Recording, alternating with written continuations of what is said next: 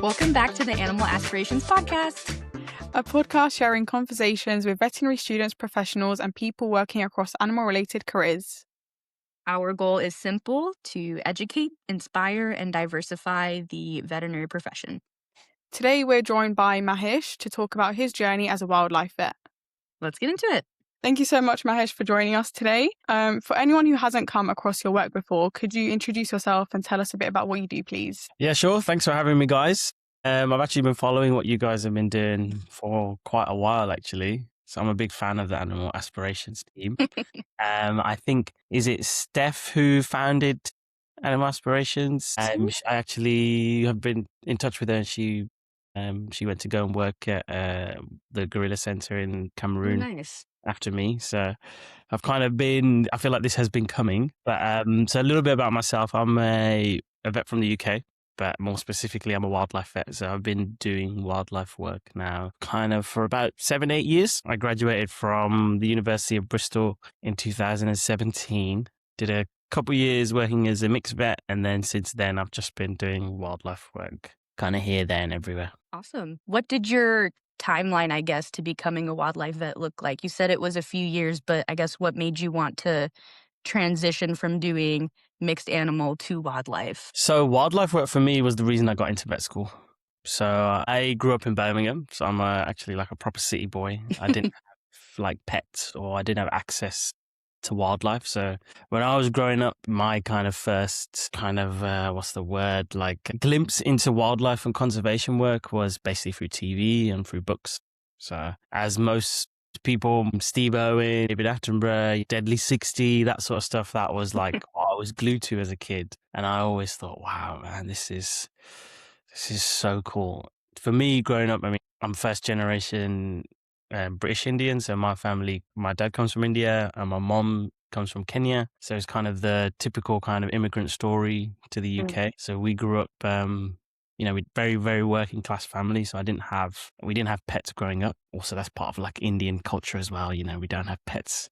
Although that's changed now. And so I didn't really have access to anything. So when I used to watch these shows or read, I remember I had a big encyclopedia of all these wild animals, and I used to read them and think, wow, this is like, feels like something from a movie, or, something not, as a kid growing up, I didn't get to see these things unless I went to the zoo. And so I was always fascinated by that, and always felt, okay, I want to work in this field. Okay, how do I do that? And growing up in an Indian family, obviously I was under a lot of pressure from my parents in a good way, where they were like, you have to do well at school.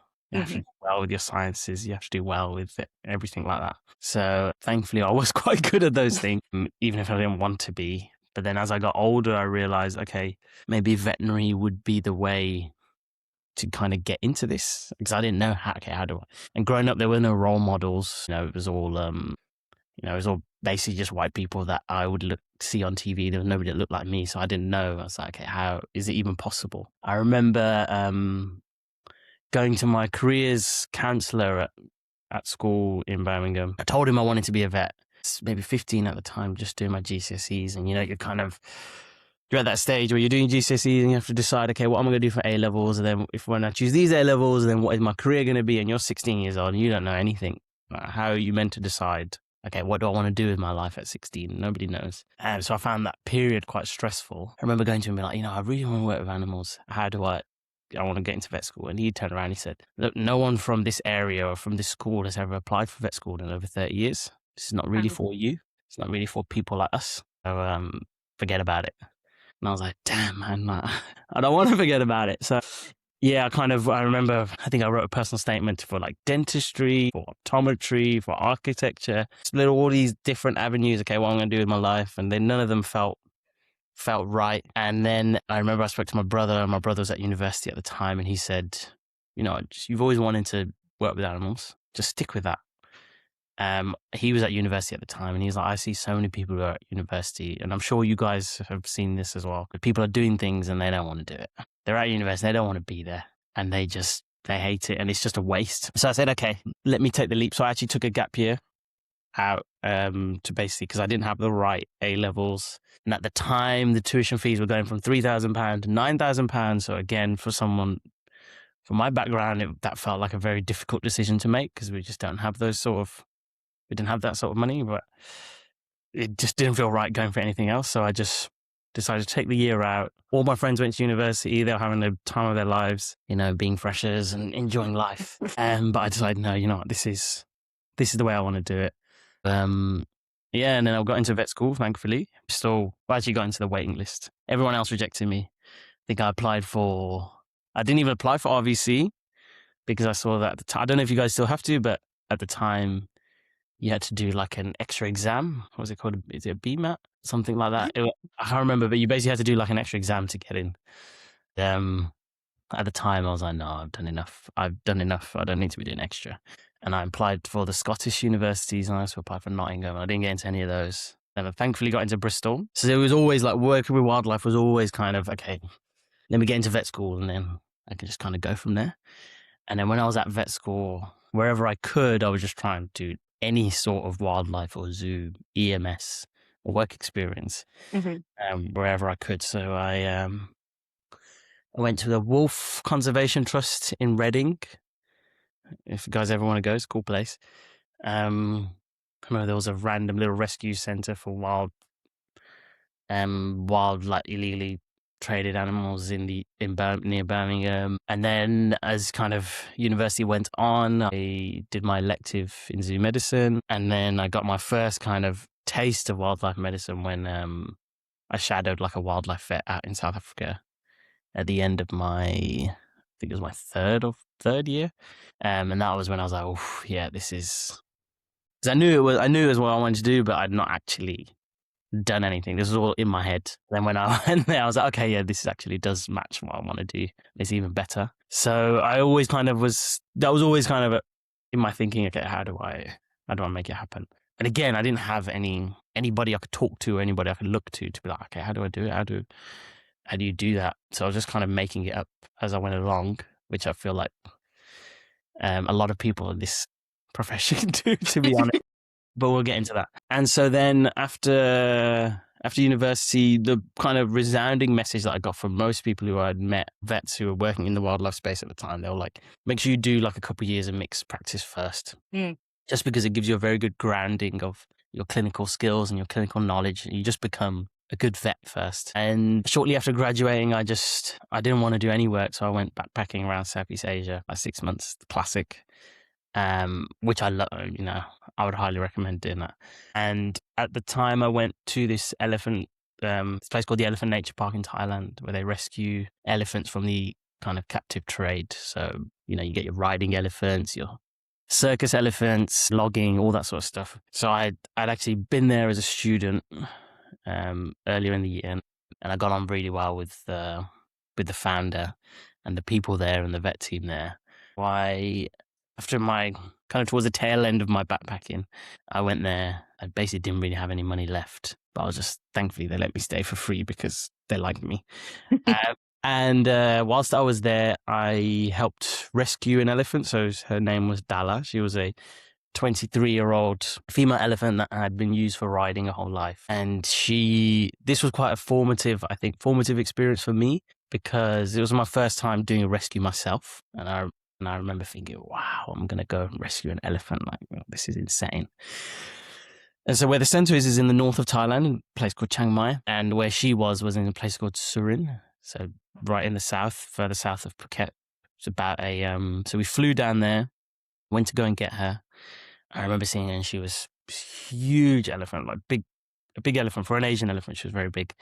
And she was skin and bone. And she had completely lost all use of her right foreleg. Basically, she had what had happened, something that they do in Asia is they do something called force breeding. So what they'll do is when they want to breed elephants to, continue the industry, they will chain up the females and they'll bring a male in to mate. And obviously the female is not very receptive of this. And often what will happen is either the male will mate, or if he doesn't and he rejects her, he'll just attack her. Then obviously the female's chained up. So this had happened to her, and he had actually dislocated her elbow after mating with her. And they carried on riding her until basically she couldn't walk anymore, and she would use her trunk as like a crutch. I will show you guys a video, but I'll send it to you later. So she would use it as almost like a crutch. And she was this is the first time I'd seen kind of the effect of human trauma on animals. I mean, elephants are these so I'm a Hindu myself, so I'm working with elephants, and there's a lot of religious significance and spiritual significance for me personally. And I'd always felt a very close relationship to Lord Ganesh. So for me, I was like, okay, this is a big deal. And the first time I seen her, she was like, the best way I can describe it, she looked like a zombie. And it's like there was nobody. She was there, but there was nobody there. She was not receptive to anything. And I remember being like, wow, this is rough. So we loaded her onto, so the way we would transport her, it's basically like almost like a reformed lorry. You kind of, on the back of the lorry, you have where the elephant will go. And then right next to the elephant, there's we'd make like a little wooden platform where we would sit kind of at eye level to her. And then we'd sit with her for the whole journey and feed her, clean out her poop, and then take stops, make sure she's drinking okay. And so this journey took about 30. Wow. So it was 32 hours in this truck with this elephant. There's me and three other people. And we're riding through the night, and for me it's just a huge deal. So I'm like talking to her, I'm stroking to her, and I'm just like enamored by this creature. And she was not receptive to anybody, but towards the end, what she would do, she would, if I stopped stroking her, she would like start to nudge me. And then by the end of it, where I would sit next to her head, she would put her trunk on my lap. And I was like, oh my God, this is amazing. And so by the time we got to the center, usually they have a whole team of like mahouts. So mahout, for people who don't know, is basically the name for like the elephant carer. Traditionally, it's the guy with the hook who trains this elephant, and we use the hook to remind the elephant who's in charge. But this place, the mahouts obviously don't use those things, but you still need, because these animals have been captive their whole life. You can't just release them into the wild because they're now captive animals. So they will have someone, each elephant will have someone assigned to them to basically be their carer. And so typically it's like the local guys, because they know what they're doing. They've been doing it for years. Or they usually have some people coming in from Burma, because Burma has a big population of families from the jungle that will be doing that. And when I got back, they actually asked me to become her mahout, because basically she had made a connection with me. Which obviously in my head I was like, wow, this is like a dream come true. Okay, this is my job now. I'm just going to be an elephant mahout. That's it. In her all day, every day. So for like 3-4 weeks, that was my job. I basically just stayed with her and I just looked after her. And there was a bit of a running joke that we were the new couple in town, because she wouldn't take food from everybody else. She would look at anybody else. But if I was there, she would eat. And there's a big thing, because obviously with your smaller animals, you can force them to eat if you need to. But with an animal like an elephant, you can't. They don't want to eat. They don't want to eat. And that's also where I learned how tricky kind of mental trauma is to overcome in these animals, like especially these more like intelligent species like elephants or apes, monkeys. Like it's tricky to get them over that, especially when it's humans who have done everything to them. And now it's humans that have to care for them. So it was a big deal for me to be able to kind of make that breakthrough. And this was my first time. I was just learning on the job. So they kind of asked me, okay, if you want, you can just stay here. And I think at that point I had been out of university for about 6 months, and I'd basically run out of money. But I mean, not that I had to spend any money there. I was just kind of, all I do is I sleep there, eat there, and I just sit with this elephant all day, every day, which was, I could do that. That's fine. But I had to make the difficult decision where I was like, okay, you know what? I think I do have to go home, because if I don't go home and start working as a vet now, everything I've learned for 5 years is gone. Because I'm very much the kind of person, if I'm not actively doing what I've learned, then I will forget it. Because yes, I should be reading books and textbooks, and this is probably a bad example, but I don't do those things. I'm more someone who just kind of has to learn through kind of physically doing things with my hand. In my head, I'd kind of like, I'd hate to be in a position where something happens to her or to another animal, and I'm supposed to be the vet here, but I don't know.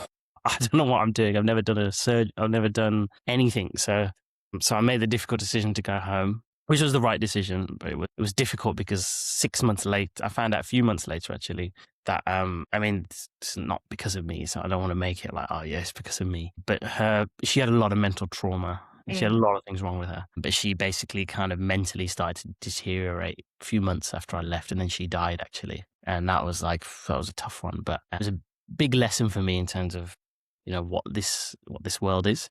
Mm. Previously, I'd always thought, I want to work with like free range wildlife. This is the kind of stuff I want to do because it's the exciting stuff, it's the stuff that you see, on TV or on Instagram. Yeah. Like, you're chasing around after rhinos and you're doing all this cool stuff. which is cool. But I think that was my first proper foray into like rehab work and rescue work, and that kind of experience of getting this animal that has suffered so much. And medically, kind of as a vet, you get to do a lot as well. So it's quite challenging medically. Like the free range wildlife stuff's really cool, but it's not a lot of like complicated wildlife work, if that makes sense. You'll knock down an animal and you'll maybe move the animal. You might do like a wound care or maybe an implant or something like that, but you're not going to be doing like a kind of extensive medical checkup or anything like that. Whereas with wildlife rescue and wildlife rehab, you have to use your brain a bit more. You have to problem solve a bit more. For me personally, anyway. So I think that's where I started to be like, I quite like this sort of thing, like where I can get an animal and then you can make a connection with an animal and then you can actually see that animal get better. And it's quite a rewarding thing. But it can be quite mentally taxing as well because it takes a lot. And then when an animal passes away and you're very close to that animal, it's not easy. But that's part of the job. So yeah, after that I went back and then I went to a mixed practice up in Lincolnshire. So that was a very different experience. Didn't enjoy that very much because that was kind of your typical one where you take a job at a place where you basically have no support and you're just doing everything by yourself. You're suddenly doing colic calls all by yourself and nobody's there to help you and you're like, I don't know what I'm doing. So, but it was good because I'm also the kind of person I personally like being thrown in the deep end. And I'm actually quite glad I had that job because it taught me what is not good for a practice. Not everybody would like that, but taught me some valuable lessons. Then I moved to a small practice in Wales where I was a mixed vet and that was much better and I learned a lot. So I did mixed practice for about 18 months. And then from there, that's when I kind of made my transition into like, okay, it's time to do wildlife work now. I'm ready. So I did an internship in South Africa with a wildlife vet for a few months. So that was just kind of like your proper wildlife work. And at the time of my life there, I learned so much, kind of doing all sorts of like rhino dehorning and working with buffalo, lions, giraffes, like giraffe work. If you guys ever get a chance, giraffe capture is probably like the most fun thing you'll ever do because you're just literally chasing a giraffe down, trying to. If you're part of the rope, if anyone asks you if you want to be part of the rope team, don't tell your parents, but give it a go. You'll get dragged, but it's fun. It's a lot of fun. So I did that for a few months, and then after that, that's when I went, okay, I've done my internship. Okay, I'm ready. So then I started working as a small animal locum. So I know, Usha, you don't like small animal work, but I love small animals. I just need variety. Yeah, I respect it. But being a locum does allow me to has allowed me the flexibility to, probably going into what maybe when we talk about finances and stuff later, that has allowed me to kind of do all the things I do because there's a lot of small animal locum work. So it just gives you that flexibility, really, which is also another positive of me doing my mixed practice work for a couple of years first, because now I could locum. And so then I started locuming in London and in Birmingham, and then COVID hit. So at the time, all work was off. And then whilst I was at home in quarantine, I saw a Facebook advert for the Cheetah Conservation Fund. They had a job going they wanted a resident vet for their centre in Somaliland. So now it is, this was maybe 2020. So I think it had only just started. So they were very much in their infancy. And it seemed like a crazy thing to do at the time. I mean, now the Somaliland Centre is huge and it's got a very good reputation. They've got a whole hospital and it looks amazing. A lot of international staff work there, so it's not as scary to go there. But at the time when I went there was 3 people working there. No one had ever talked about it before. And I would suddenly turn around to my mom and be like, okay, I'm going to move to Somaliland. I'll see you in 6 months. And she was like, can I swear on it? Basically, what are you talking about? I'm like, I don't even know. Go for it. We'll bleep it if we need I to. I don't want to be, messing things up for you. But she was like, what are you talking about? And obviously everybody I told was like, you're crazy. You're going to get kidnapped by pirates.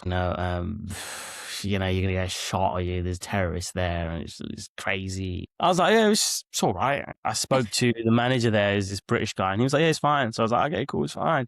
So give it a go, And I was stuck at home doing nothing at the time, so it just felt like, okay, let's give it a go. And that was like my first proper job where, okay, I'm now. I'm the one who's making decisions. So I went there, and at the time when I went there, I think we had like 40 cheetah cubs that were rescued. So they rescue cheetah cubs that get trafficked mostly from Eastern Africa, and then they will get taken to the Middle East to be sold as pets. And Somalia is basically the last port of, kind of the last point before they travel across the Gulf. So usually they would go through Somalia to go across the Gulf into the Middle East. So CCF had identified, okay, this is the area we can kind of seize a lot of cubs and rescue them. So at the time there was about 40 cubs, and I remember going there on my first day, and the current vet, she was leaving the next day. So she gave me like probably the quickest handover ever, where she was like, okay, this is this cub, this is this cheetah, this is this cheetah, this cheetah's got this cheetah's got that, this cheetah's got this. And I was like, oh, they all look the same to me. How do you know who's who? And she's like, this one needs this one needs this. And cheetahs are actually quite fragile, especially when you get them from that scenario where they're stolen from their moms, super young, fed terrible diets, kept in terrible conditions. So they've got a lot of things going on with them. And I remember going into my room, which was her room previously, and then there was 5 cubs in there, all about 4 weeks old. And she was like, okay, these are your cubs. So now you're going to raise them. And I'd never done anything like that before. And these little cheetah cubs, these little scrawny cubs, just looking at me like, okay, where's the food? I pooped on the floor, pick it up. I was like, oh my God. I remember going to bed that night and being like, what have I done? This is like, and I don't know when again, no one I could really talk to be like, okay, do this, do that. So it's like, but again, it was cool. I loved it. I worked there, and that was really like a baptism of fire in terms of wildlife work. By the end, we had I think in my first month, we rescued another 20 cubs. It was crazy. I didn't take a day off for like 4 or 5 months. It was just non-stop, but it was amazing. I loved it, and I had a really good time there. And then since then, that's just kind of kicked on my career. So I've worked all over the place since then. So after that, I went back to the Elephant Nature Park and actually worked as one of their vets. So that was a nice full circle moment, being like kind of actually coming back with something to show for it and some actual experience. And then I've also worked in Bolivia in the Amazon rainforest, where I was the vet for a rescue center there. And then I worked in Cameroon at a primate rescue center. So we had gorillas and chimpanzees and all sorts of stuff. And then since then, I've kind of been here, there, and everywhere. But yeah, that's kind of a very quick run through of my journey. That's awesome. So Sorry, I can just yeah. No. No, we love. Thinking back to your time at vet school, do you think it prepared you enough for a career in wildlife medicine? I mean, I don't know what it's like for you guys now, but obviously we didn't get taught anything about wildlife or zoo. You get taught about kind of exotics and like exotic pets, which is fair enough. You know, most people are not going to go into wildlife work. In terms of preparing me, I mean, my zoo medicine elective was helpful. I mean, I don't know how much it really helps, but I think a lot of what you learn, I think what surprised me the most actually when I started working in wildlife is how much of it is all very transferable. Like everything I did in small animal work, like dogs and cats, working with cheetahs is basically the same. And when I had my interview for the CTF, she was more interested in my work with dogs and cats than she was with my work anywhere else, because that's more relevant. When I'm working with elephants, actually a lot of the emergency colic stuff that I had to do with horses was quite relevant to elephants, because they get a lot of colic issues, especially a lot of the ones that they rescue, because they're older elephants who have a lot of dental issues, so they don't chew their food properly and they get a lot of impaction colics. And then working with, all your big hoof stock in Africa, what you learn what you do at mixed practice, it's all very transferable. So I think that's probably what was most helpful. But in terms of what prepares you, I don't, it's quite different. And you were saying that you had to find a lot of these opportunities on your own, but I guess how did you manage that? Is it kind of just like research and send out emails, calling, stuff like that? I think it's a lot better now, but at the time, this was like 10 years ago, it was a lot of just Googling a wildlife center or wildlife rescue center. I mean, the elephant place I actually found because the vet school had like an EMS database and it was actually on there. So I actually just emailed them. The wildlife vet I first shadowed. Sorry, my dog's just, I don't know what he's doing. He's just rolling around. Sorry, it distracted me. The wildlife vet I worked with I shadowed when I was in my 3rd year, that was actually a friend of mine at vet school who knew someone in South Africa, and he just reached out to him. me. When I did my internship, that was literally just, again, through a friend who just told me, oh, this place does an internship. At the CCF, I literally just joined this Facebook group. They sometimes will post things, and I just saw that was posted on Facebook. So, and quite a few of my other jobs, like in Cameroon or Bolivia, was also just, there was a post on Facebook, to be honest. That was the way I found them at the time, where I just literally would just Google places, just see what I could find. Now it's a lot different because I've been doing it for quite a while, so I've met quite a lot of people. So people will reach out to me, or I'll hear about something through someone, because it's actually quite a small field, and the longer you work here, and the longer the more you meet people, things just kind of will naturally just present themselves. I think that's probably the thing that makes it so unpredictable. You just don't really know. For example, right now I'm part of a a group called the Dental Coalition for Conservation. So there's this group of dentists from the US who go around and do wildlife dentistry, and I've joined that group. And the way I found out about them is I posted like a reel on my Instagram of me in Cameroon, and the founder just messaged me being like, "Can we come there?" And then that was it. I would never have found them just kind of looking for a job advert. That's just kind of how it happened. And then we just got to know each other, and that was it. That's why my best advice to anyone who wants to get into wildlife work is just get yourself out there. Just go do something, and no matter what it is. Even if you don't think that that's where you want to be long term, it doesn't matter. Just do some sort of wildlife work where you meet people in the industry, and then they'll be like, oh, I know this person, I know this thing that's going on. And one, you build up your experience, but two, your network grows, and it's a very small field. And once you start working with people and people know you, they'll be like, okay, here's this. There's a few Facebook groups and stuff like that as well. But that's how I found it. It was just very random, but very organic. Can you tell us more about your position as a board member in the Dental Coalition conservation world, please? Yeah, so that's actually quite new. So that only happened at the start of this year. So the DCC. So we're basically a group it's founded by a guy called Dr. Charles. So he's an endodontist, human endodontist from the US, and he previously worked with an organization called, let me see if I can get it right, Peter and Emily's Veterinary Dental Society, I think. I remember, but they basically were a group of human dentists that over the last 20, 30 years, founded by a guy called Peter, who was also a human dentist, who basically he started the whole movement of wildlife animal dentistry. So he was just a dentist who had interest in wildlife work in the US. And obviously in the US, a lot of people have, they have centers, or they maybe have pets, that they have tigers in their backyard or random animals. Because, that's just how it goes.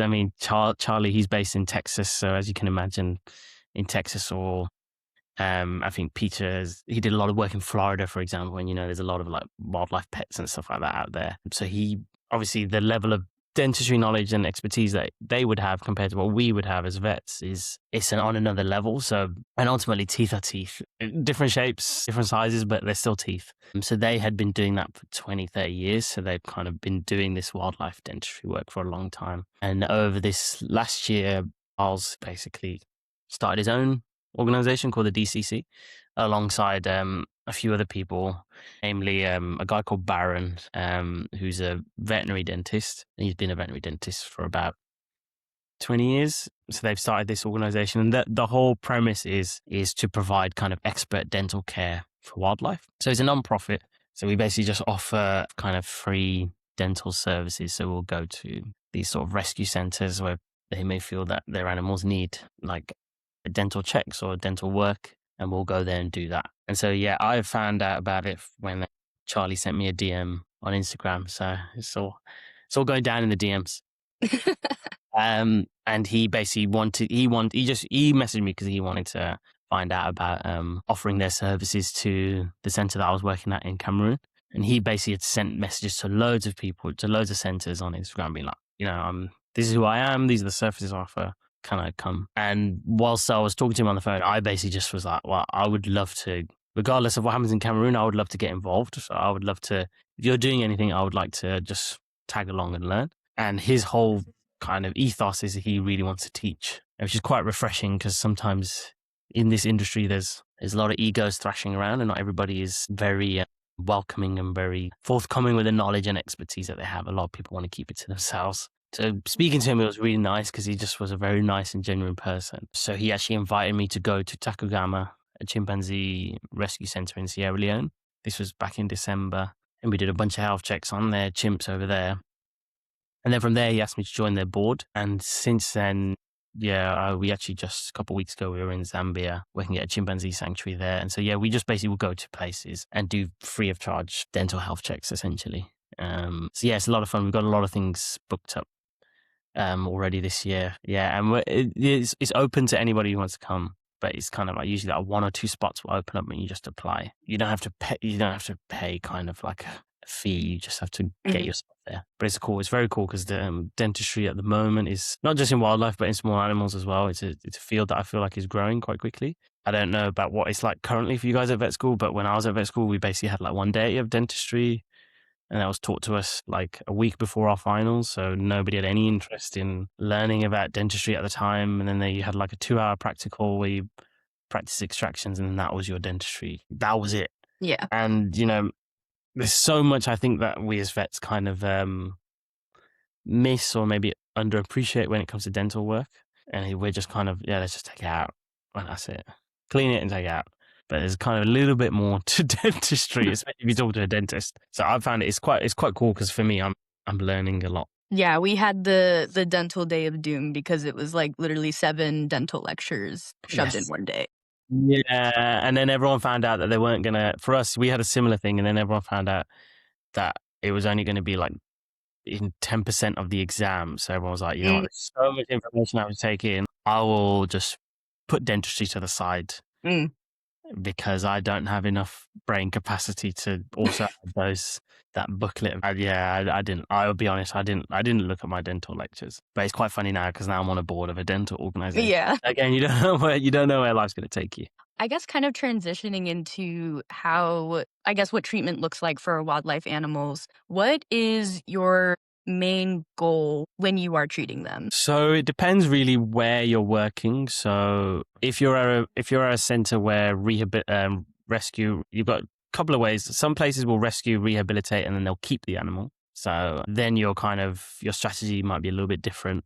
And then you have places where it's rescue, rehab, and then release the animal. Obviously, ideally, every place would release the animal. For some places, it's just not possible. So, for example, with the cheetah center, there is nowhere to safely release their cheetahs because there's just no safe environment to safely release them and know, okay, this animal is going to be okay. Luckily, they now have a big complex where they've got these huge kind of enclosures where these animals have a lot of space. At the time when I was there, we were just in a little city, so just had these small enclosures, so they didn't really get to run around or anything. Or, for example, in Cameroon, we have these gorillas that are rescued, but there just, again, is nowhere. Either this for political reasons or for just in terms of habitual reasons where there's just not a suitable place to, especially if you're releasing like a big animal like a gorilla or a chimpanzee, you need to know that, okay, is this area that I'm going to release this animal into, does it have does it have kind of resident chimps or gorillas already? Because you can't just, just pop a silverback into the jungle and be like, okay, cool, do your thing. The other gorillas are not going to exactly accept that. And then there's obviously political decisions that you have to think about as well, because it's not just up to you personally. The government have to okay it.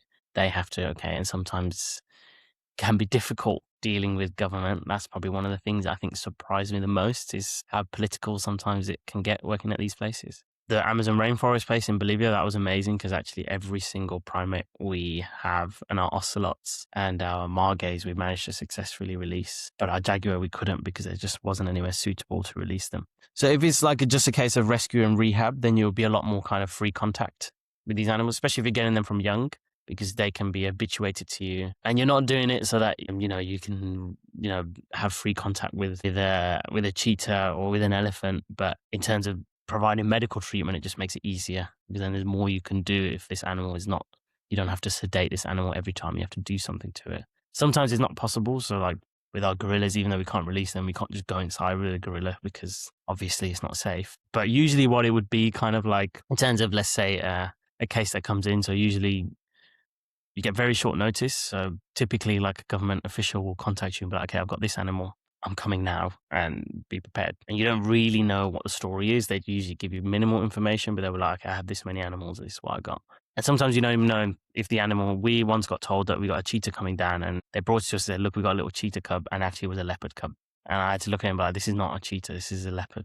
You have given me something completely different here. And they just didn't know.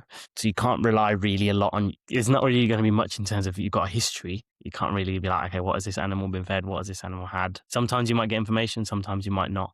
Typically, most of these animals are fed terrible diets or are not fed at all. Often most of the time they're malnourished. Most of the time they've got some sort of ectoparasite load, covered in fleas, covered in ticks, or they might have a lot of like fly maggots on them, maybe some nasty wounds. Sometimes maybe we've had animals where we had a cheetah once that had his tail chopped off. Don't know why, it was just chopped off. We had a cheetah once where his nose was kind of chopped off as well. Again, I can't tell you why it happened, but it's just what it was. So then you just kind of treat what needs to be treated immediately. So usually kind of the easiest stuff to treat would be obviously wounds, start with your wound care. You basically just do like an emergency triage. If you have to sedate the animal, you sedate the animal. And then you'd usually put them into some sort of like quarantine facility and then monitor them over weeks, months, depending on how long your quarantine is. It kind of varies with species, and then treating them for what needs to be treated. And then if it's a baby animal, trying to get them transitioned onto formula milk. So typically you won't give kind of formula milk straight away because most of the time they'll reject it and then it will just cause you all sorts of issues. So usually just kind of electrolyte solution or some sort of like plain solution just to kind of almost like refresh their GI system before you start to slowly introduce formula milk. And then often after about a week, 2 weeks, I used to see this a lot with a lot of species, that's when the diarrhea comes in, that's when the vomiting comes in, and you kind of have to ride that storm, just do supportive care, and then hope most animals will make it through. Obviously, species dependent, but I'm just kind of giving you kind of like a blanket run through. And then once you've kind of got that animal used to your milk formula, then you can kind of start building it up, eventually start weaning it off. And then you can start looking at, okay, how can I introduce this animal to the group, or where can I put this animal safely? And then if it's a case of, okay, now I want to be able, now I've got this animal healthy. Okay, now I need to find a group where it can either stay or I can now start to think about a plan of, okay, how am I going to release this animal? And then that's when you start to introduce less and less human contact, if you can, or if you have the space or the facilities to do that. As you kind of, once you've got the animal healthy, then you hit a little bit on the fork in the road. Either, okay, now I need to think about, okay, how am I going to make this animal happy by introducing it to a group, or how am I going to get this animal ready to be released back into the wild? How different is your decision making when treating like wildlife animals compared to domestic animals? Obviously, it's very different in terms of, one, when you're working with domestic animals, you have all the facilities, you have all the help, you have all the kind of drugs, and probably the big thing is just kind of the equipment that you have and everything you have at your disposal. That's one thing that when I first started doing it and then I'd come back to the UK to work in general practice, I was like, wow, we have so many things. Like, we have nurses that know everything and that can help you do everything. We have like a sterile room, which is like, oh my God, what is that? We have working lights. We have drugs that are in date. I can choose it. And if I don't have a drug, I can order it in for tomorrow, or I have internet. It's like, wow, I'm spoiled here when I'm in the UK. And then obviously you just have so much more at your disposal, and you can actually like work up a case from start to finish, and you can provide the best possible care. Obviously finance is dependent, but compared to when you're working abroad at some of these places, you probably don't have the drugs that you want, or you maybe do. Or if you do have the drugs, they're probably expired and you have a limited amount. Actually being able to reliably give an animal a course of a medication can be very difficult. You can't force a gorilla to take tablets every day. You have to get very creative about how you give this animal food. So sometimes it would be like giving them a sandwich with a load of honey on there and then trying to hide the smallest tablet. And then the gorilla will just eat the honey and then throw the tablet back at you. And you're like, oh my God, just eat the drug.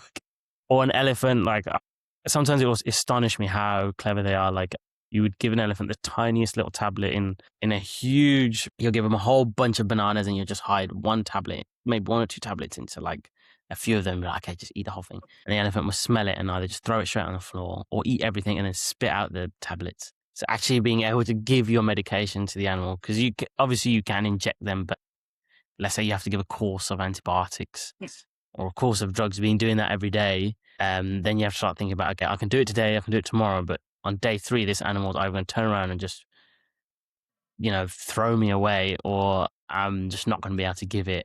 So then you have to start thinking about, okay, what can I give that I know I can give for the course of the treatment? And then in terms of like facilities again, so like, do I have an X-ray machine or do I have an ultrasound machine? Can I use that in my diagnostics?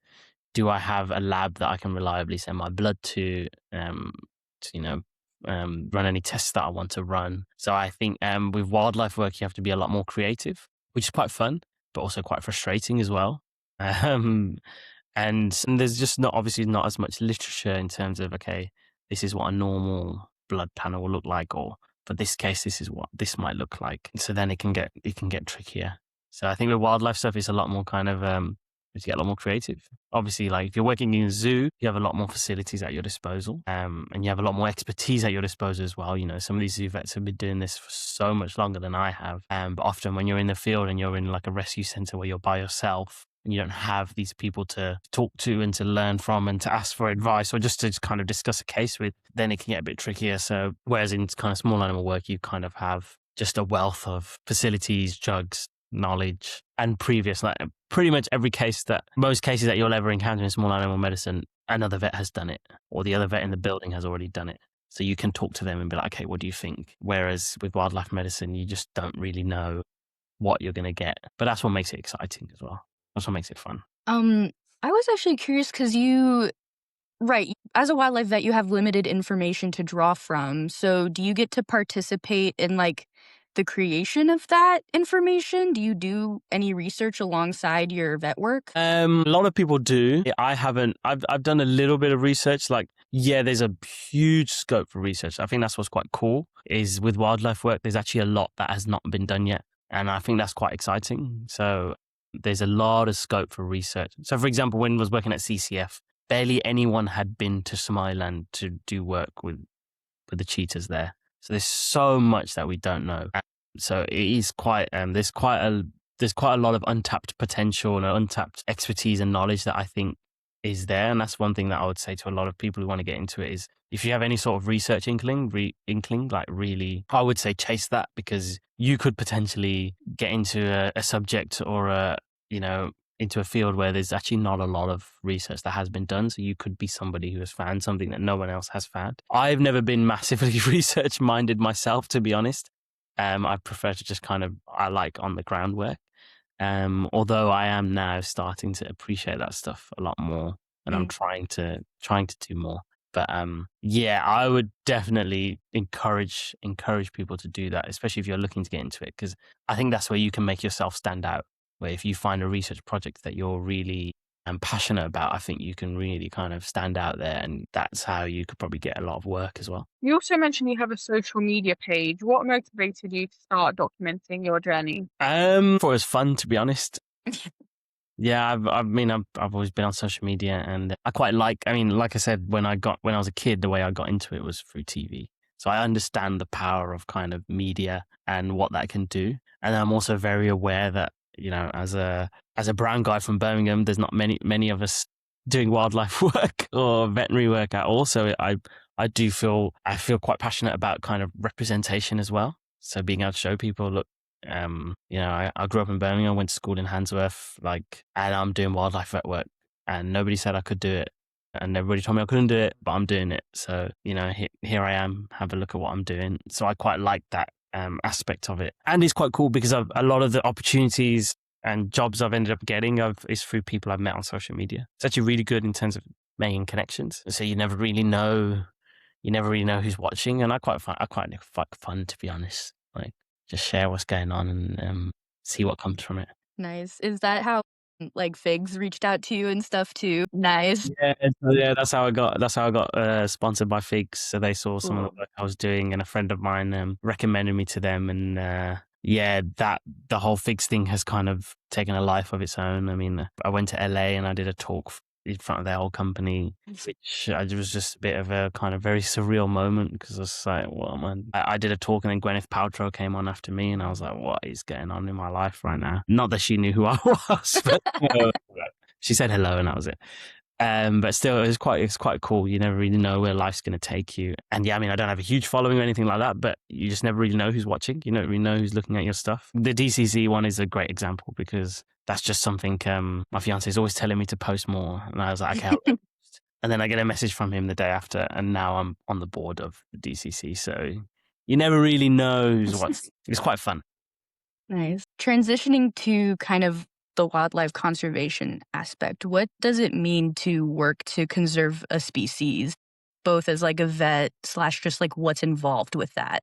This has so much involved. I mean, so for me personally, what it means, I think I probably think of things more on kind of like a personal level where I always feel that us as human beings, kind of first off, it's our duty to look after the planet. And it's our duty to look after these species. And a lot, especially when you're working with, in terms of illegal wildlife trade and the illegal pet trade and all this human exploitation, you see what these animals go through. And honestly, some of the things that you see, it's not easy. Obviously, when you see pictures on my Instagram, it looks so much fun. Some of the stories that you see and some of these animals that you see is tough. It's a tough pill to swallow. So when you're seeing kind of so much destruction and suffering and there's so much going on in the world, it's like, well, okay, what can I do on a small level just to kind of have a positive impact? And kind of on a bigger level, if you're working to, let's say, save the cheetah, then you're also working to help save all the other animals that are kind of beneath it in the hierarchy in the food chain. So you're not just helping one species, but you're helping a whole bunch. That's when we talk about these umbrella species, for example. Everybody talks about let's save the rhino. And obviously that's fantastic, but there's a lot of other animals that need help. But by saving the rhino, you're saving all these spaces that these rhinos live in. And ultimately, you can just see kind of when you look around what the impact is of kind of all this habitat destruction and what we're doing to our oceans and yeah, there's a lot going on and you can't really deny that the impact us as human beings are having on the planet is huge. So as a vet personally, as a vet, I like to think that we all just like to treat animals and make animals better. And sometimes it can feel quite frustrating when you're working in small animal practices because sometimes you might feel like, okay, I'm not really feeling fulfilled. And I know a lot of my colleagues or people that I know in the industry, in terms of job satisfaction and in terms of mental health issues, there's a big problem in the vet profession because a lot of people just don't feel fulfilled or they don't feel valued or they don't feel that people actually appreciate. I mean, there's members of the public always think you're just, us greedy vets are out to take everybody's money, which, if you got into veterinary to make money, then you're an idiot. Not in the right industry at all. It's not easy to become rich as a vet, let's be real, especially the amount of work that we have to put in. But also, if you want to make money, what's wrong with that? You should, of course, you're allowed to want to make a good living for yourself. There's nothing wrong with that at all. And you worked hard to get there. So obviously on that level, when you're working with wildlife and doing like kind of wildlife rescue work, for me personally, I find it very rewarding because I feel like I'm working towards something bigger and I'm trying to do something bigger for the world, even if it is just on a very small level. In terms of, for me, what working with wildlife as a vet looks like, it's quite rewarding. And also as a vet, I felt anyway when I was at vet school, I don't know about you guys, but you don't really get taught or you don't really get shown how much scope there is in terms of what you can do with your career and what you can do with your degree. Like, when you graduate as a vet, you are like, you've done so well to get there, and it's not easy. And of course, when you're at university and you've got 100, 200 other students with you, all super smart, and they've all graduated, and you might just feel like, hey, I'm just one of 200 people who graduated this year. There's nothing special to that. Actually, no, there is something very special about that. You're like the top 5% of people that have graduated in the country because your degree is so hard to get into and so hard to complete. When you're at vet school, you're kind of made to feel like it's very normal what you've done. And actually, it's not very normal. And then you're also taught that, okay, you're going to now go into small animal, or you're going to go into large animal, you're going to go into horses, or you're going to go into research, and that's it. actually there's so much that you can do with your degree and with your profession. Like, there's so much, like, and the world is literally your oyster because there's animals everywhere. If you want to go and work in the UK, you can. If you want to go work in the US, you want to go work, you want to go try and live in Australia for a couple of years. I personally want to do that. You can do that if you want to. If I want to go and work in Africa, I can. I've been to so many places. I've worked with so many different people from different, and that's because of this degree.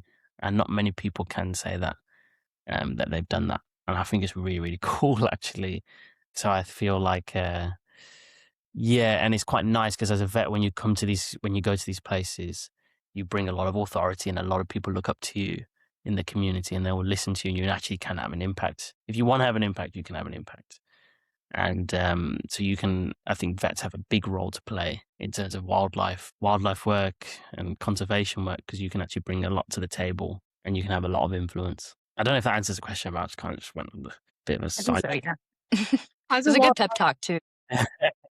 as a wildlife conservationist, how do you manage ethical conflicts when like your priorities as a vet are different to the priorities of like the people? That's a tricky one. And I think that's a very difficult one because I feel like you're always kind of skirting that line, to be honest with you. And I can't tell you that, like I have a very specific method. I try my best to do what I feel is right.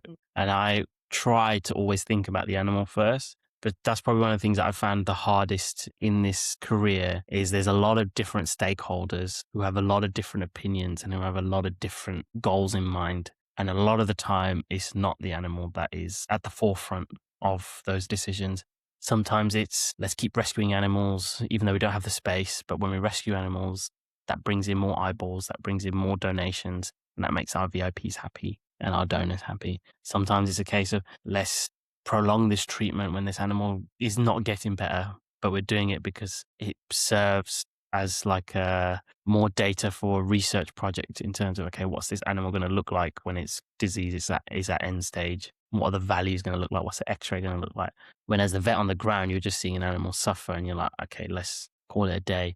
Or you might be in a country where euthanasia is not an option, and then you're seeing an animal really suffer, and then you have to ultimately you just kind of have to accept it. Or, especially when you're working with these like big key cornerstone species, there's a lot of, it's not just, it's probably, that's what's maybe a bit easier when you're working with small animal. Yes, you have the owner, and the owner may have their own specific kind of requirements or finances or opinions. But when you're working with these like big kind of iconic species, it's not just you that's making the decision. There might be the public that's making the decision because these animals are sponsored by a whole bunch of people. You have your donors to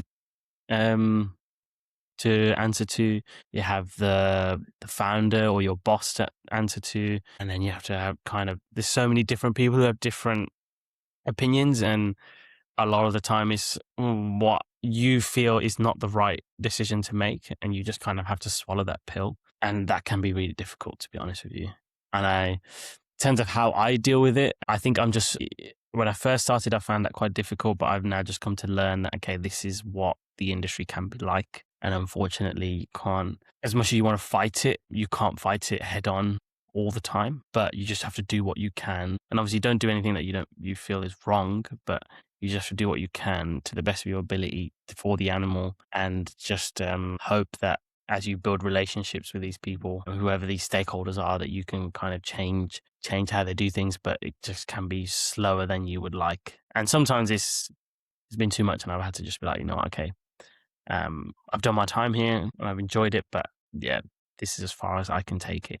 But that can be something that's quite tricky, because sometimes what they want you to do or what the people want you to do compared to what you feel is right can be at odds. But unfortunately, it's sometimes out of your hands. I guess in terms of like the illegal animal trade, I have maybe two questions. Is there a space where keeping wildlife as pets is ever ethical or okay? And how do you think that social media is playing a role in encouraging that? I guess it depends who you ask. For me personally, I just don't see it. I don't see where it can be okay.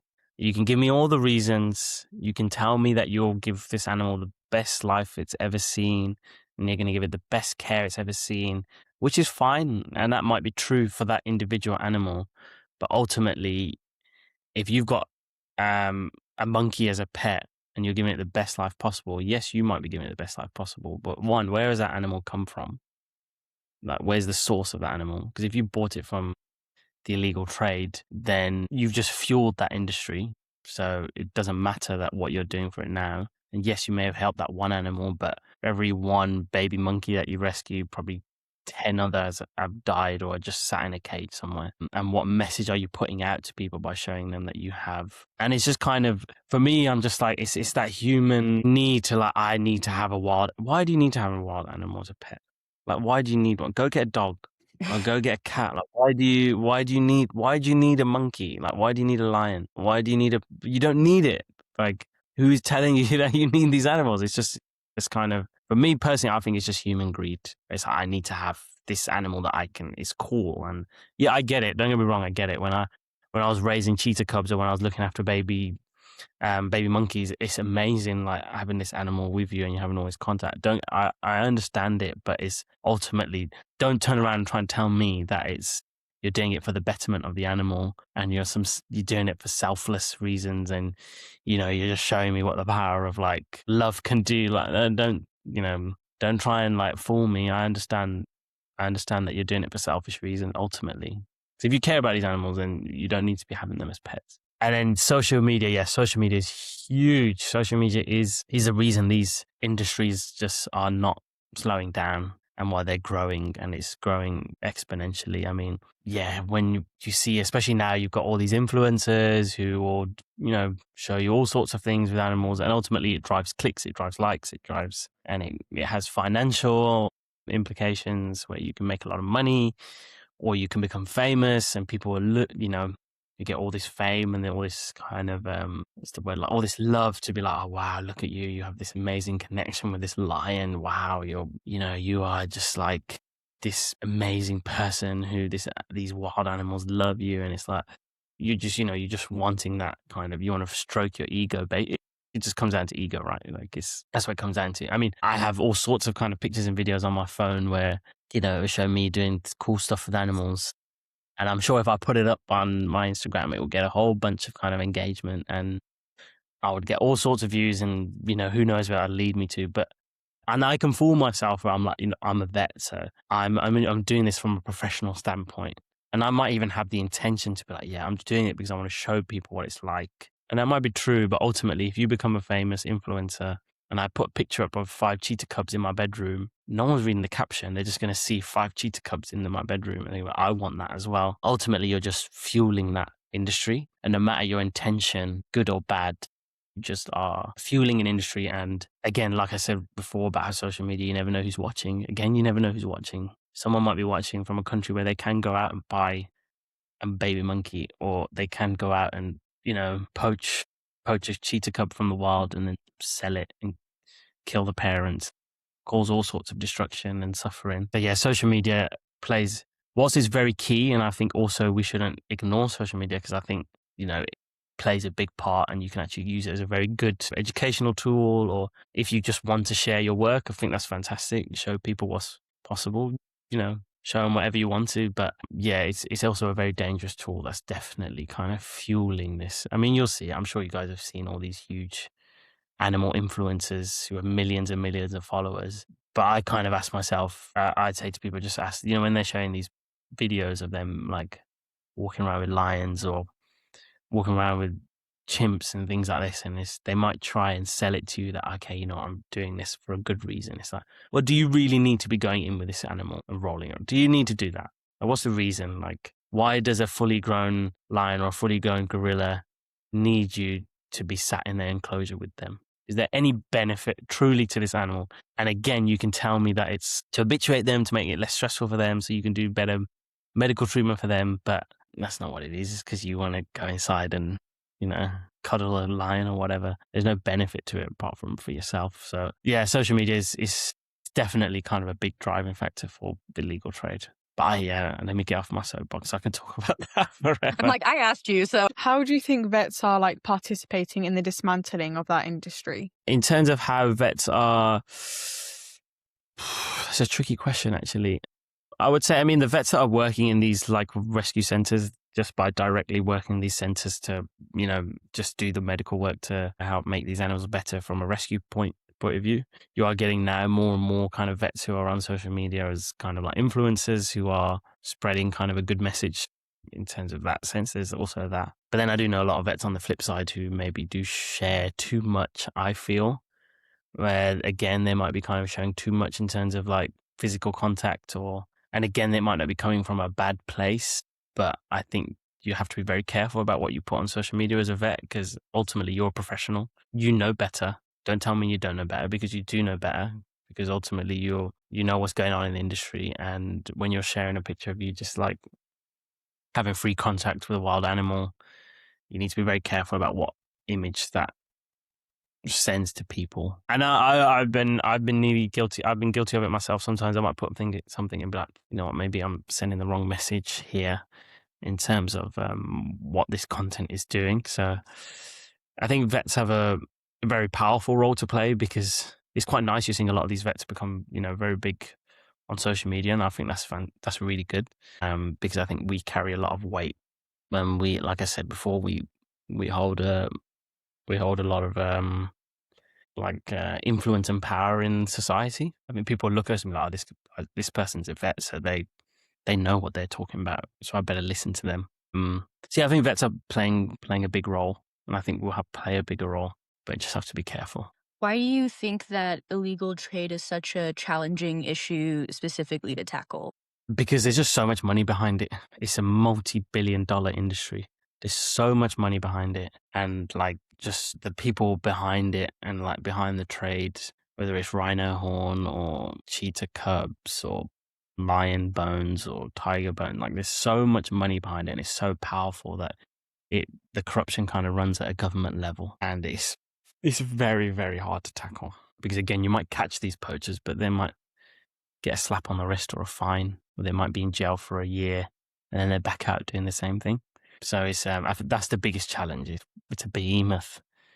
There's so much money behind it. It's very difficult to, and ultimately, you're fighting against society's need to, have wild animals or to have rhino horn, and it's such a powerful desire that is, like for example, with the elephants in Southeast Asia, you want people to stop riding elephants, but that's something that people in Southeast Asia have been doing for centuries. So you're fighting against tradition and culture as well. So sometimes it can feel like it's too big, to be honest, but you got to keep going. Moving on to work-life balance, what do you like to do outside of work that keeps you motivated? So, kind of the usual stuff. I love like going to the gym. I like playing a lot of sports, or I love to travel just in general. Like me and my fiance, we love to travel. We're actually both going to Uganda on Sunday to just go do some gorilla trekking. No work, just traveling and kind of seeing the world. So that's probably like, or just spending time with my family, just switching off and just doing kind of like normal people normal stuff, because it's nice. It's nice to disconnect. So I'll probably say those. I love scuba diving, all sorts of Nice. going for a hike. I love a hike. Do you get much time off when you're working at these places?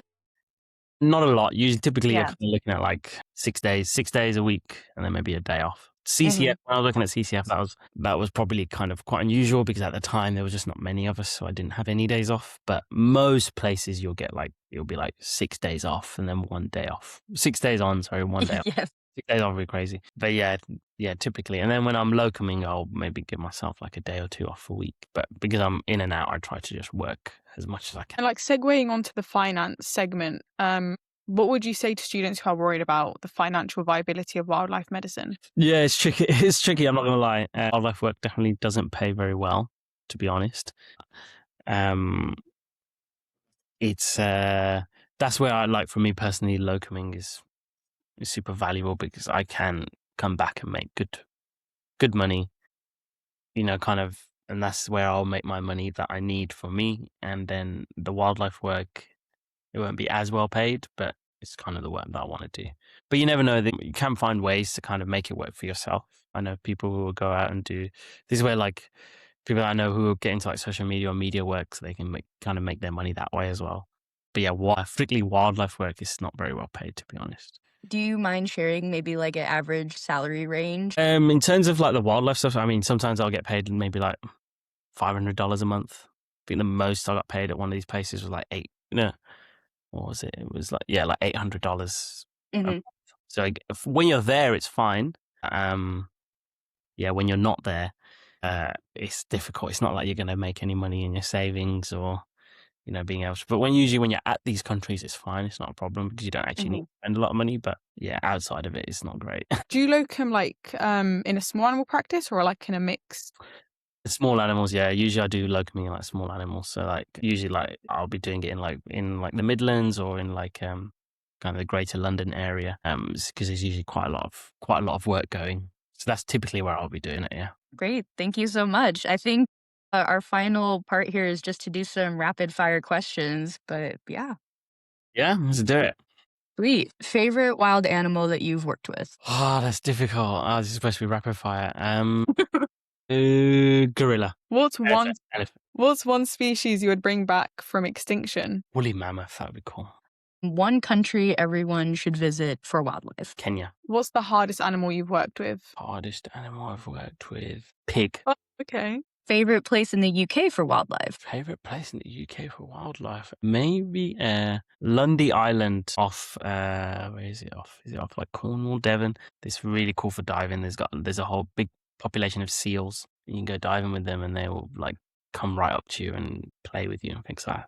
It's really cool. What's the most stressful part of being a wildlife vet? And the lack of information, but also that's quite fun as well. Maybe like the biggest misconception the general public has about wildlife? It's all fun and roses and it's all cool and you're always doing cool stuff all the time, but there's a lot of like downtime and a lot of time where you're not doing anything and it's quite boring actually. Favorite animal fact to tell people? Oh, favorite animal fact. I really like that octopuses, they don't have one kind of central nervous system like a brain in their head, but it's actually spread throughout all their tentacles. So it's like they have a diffused brain through all 8 tentacles. So it's just, I think that's quite cool. I think they're basically like aliens that have just been planted in Earth. And finally, what's the biggest lesson wildlife medicine has taught you? You never know what's around the corner. Awesome. Okay. Perfect. Thank Thank you you so much. Thank you for having me. I hope that was good. It was fantastic. Thank you. Thank you for listening to the podcast. To learn more about animal aspirations, head over to our website at animalaspirations.com. And don't forget to follow the podcast so you don't miss out on future episodes. Educate, Inspire, diverse. and diversify. There we go. That's insane.